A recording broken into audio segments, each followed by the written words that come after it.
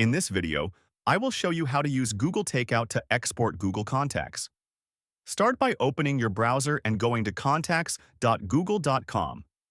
Make sure you're signed into the correct Google account. Once everything looks correct, open a new tab and search for Google Takeout.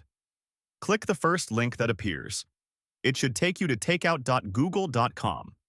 This is Google's official tool for exporting your data. Scroll down to the section labeled Create a New Export. First, click Deselect All, so you're only exporting the data you need. Then scroll down until you find Contacts and turn it on. Click the Format option right under it. By default, it's vCard.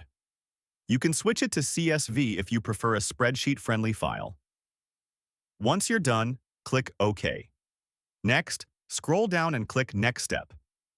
Under Destination, choose where you want Google to send your export. You can receive a download link via email or automatically send it to Drive, Dropbox, OneDrive, or Box. Set the export frequency, then choose your preferred file type and maximum file size. Click Create Export.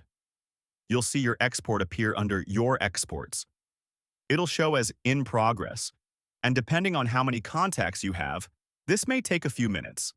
You'll also receive a confirmation email letting you know the export was created.